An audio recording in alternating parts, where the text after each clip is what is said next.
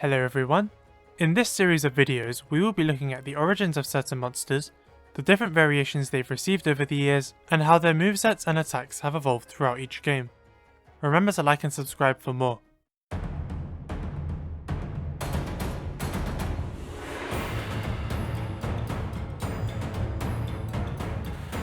Teostra was introduced in Monster Hunter 2.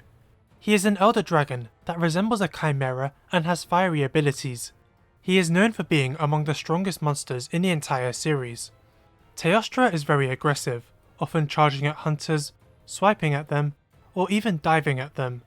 He also has other fire-based attacks, such as fire breath, and the ability to create explosions. He does this by spreading powder around with his wings and then detonating them with his mouth. The explosions can either be close to him or at a longer distance. He can also swing his tail left and right. When enraged, his attacks become faster and his flamethrower becomes longer. Teostra has a passive ability similar to Kushala Daora's wind barrier.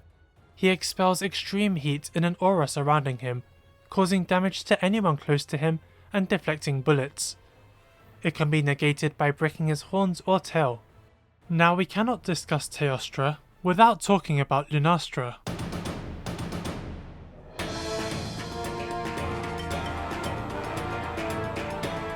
Lunastra is the female counterpart to Teostra, like Rathalos and Rathian.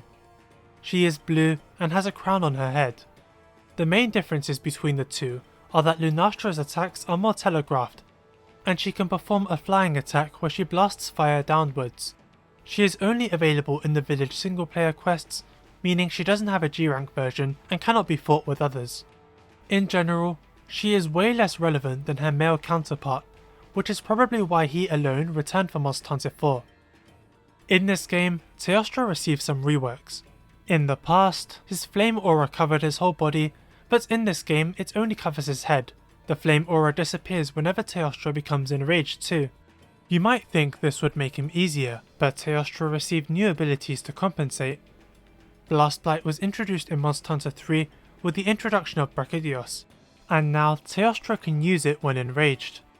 He spreads explosive powder with his claws that inflicts blast blight when they come into contact with you. In addition to this, he can spread it with his tail. Instead of his flamethrower attack, he sends out 3 explosions followed by blast dust volleys instead. But the biggest addition Teostra receives is a supernova, which he performs exactly 100 seconds after becoming enraged. When this happens, he flies into the air and is engulfed in a huge explosion that does heavy damage to the hunter. Even if the hunter survives, they are guaranteed to be stunned. The supernova can be prevented by knocking him out of rage, which can be done by dealing enough damage to his head, knocking him down, or mounting him. In G-rank, Teostra gains the ability to create mini supernovas in front of him, as well as manually detonate any blast powder he spreads. He also appears in Generations Ultimate, where he is identical to his 4 Ultimate version. Teostra later returned for Monster Hunter World, and in this game he receives even more changes. In Monster Hunter 4, he would use fire-based attacks when neutral and begin incorporating blast powder when enraged. But World splits his fire and blast attacks into 2 distinct modes. In his fire mode, he will perform almost entirely fire attacks, and with blast mode, he will perform almost entirely explosion-based attacks. While fighting in these modes, Teostra can progress them into stronger states, where the attacks become more intense. His supernova has been changed, so that when he's in these enhanced states, he will perform it after doing 16 attacks. In World it's much slower and more telegraphed, giving players more of a chance to get away. After performing the Nova, he shifts to the other mode. Teostra's fire phase has him surround his entire body with a flame aura, and while you can no longer permanently suppress it by breaking his horns or tail, you can temporarily halt it by inflicting enough Elder Seal.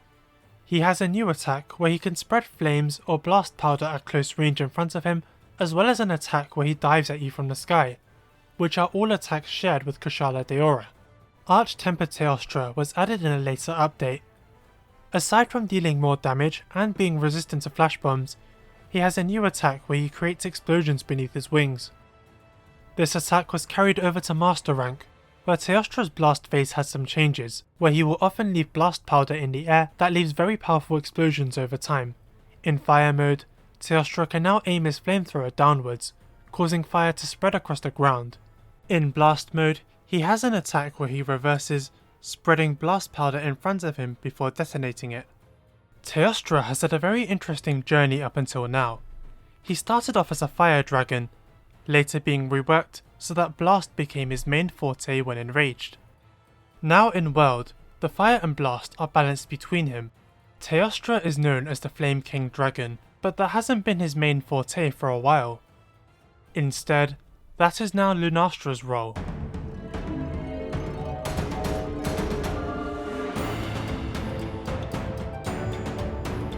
Making her return for the first time in over a decade, Lunastra was added to World in a title update, and many changes have been made to distinguish her from her male counterparts. 3 generations on from Freedom Unite, she is no longer simply a weaker Teostra. For one, she is much more aggressive. Elder dragons in World do not attack on sight and will often chill out while you're near them. Lunastra is one of the exceptions, immediately going after you. Like her male counterpart, she spreads powder around. Unlike Teostra, however, it cannot explode. Instead, when Lunastra sets it alight, it burns on the ground, serving as a hazard for hunters. The flames can be extinguished by using water elements. She is also very good at exerting wind pressure on hunters, knocking them down as she prepares for other attacks. Teostra will only use his tail attack when someone is behind him, but Lunastra will purposely face away from you in order to use her version, which spreads flames on the ground. She has a few new attacks of her own, such as being able to breathe fire around in angles 180 degrees and higher depending on the quest rank. She can also do this when airborne. One particular attack has her breathing fire and spreading flames on the ground in front of her while knocking hunters down with wind pressure.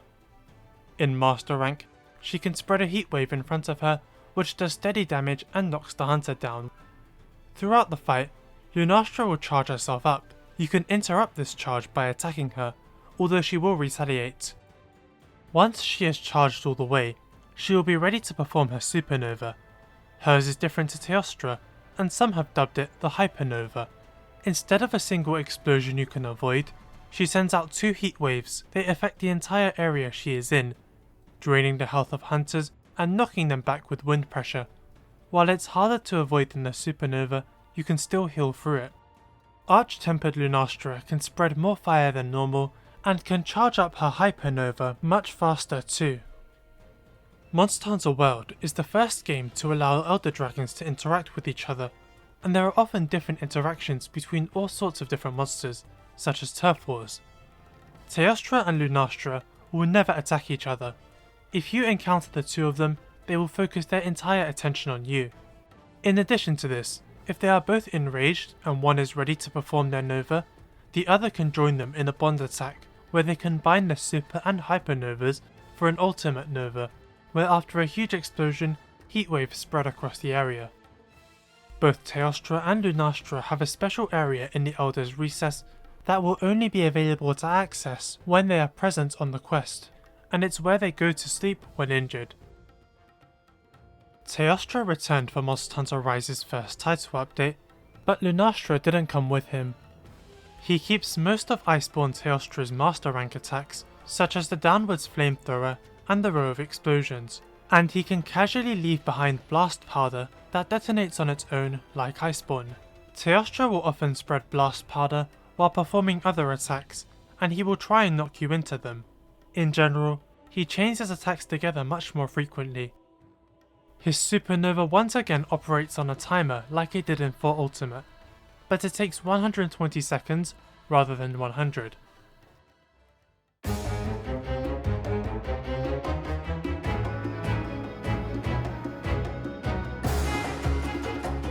I have a bit of a history with 4 Ultimate's iteration of Teostra. He was a major wall for me, and I struggled to beat him. I tried many different weapons, and even when I finally settled on dual swords, I would either time out or triple cart. The 100-second supernova countdown provided a very unique dynamic to the fight. When he became enraged, I would have to fight twice as hard in order to knock him out and stop the nova. but I would also have to activate a stopwatch on my phone, so that if I failed to knock him out of rage, I would at least be able to give myself enough time to run away when he finally does it. Many players experience something like this with Elatrion and Iceborne, where they'd battle their hardest to reduce his Eschaton judgment before it killed them, although you couldn't really dodge that attack. Anyway, after many tries, I was able to beat Teostra, and so this version will always hold a special place in my heart. The World and Rise iterations are much easier than 4 Ultimates, but for the right reasons, as most of that specific Teostra's difficulty came from his sheer unpredictability with the instant charges and dives.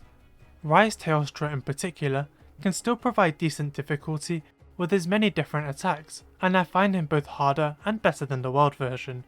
Lunastra in Gen 2 was a bit like Monoblos, the final village boss of their respective games, but solo only. The difference was that Monoblos was as dangerous as Diablos and returned for 4 Ultimate, while Lunastra was a weaker Teostra who remained forgotten. That is until World finally gave her a unique identity. Because Teostra is a blast dragon half the time, making Lunastra's specialty fire makes for a unique fight, and I like the different ways they distinguished her and make the two complement each other. She was rather frustrating for me initially, but I found her fun after a while, and I hope she makes a return for Sunbreak. Which Teostra is your favourite?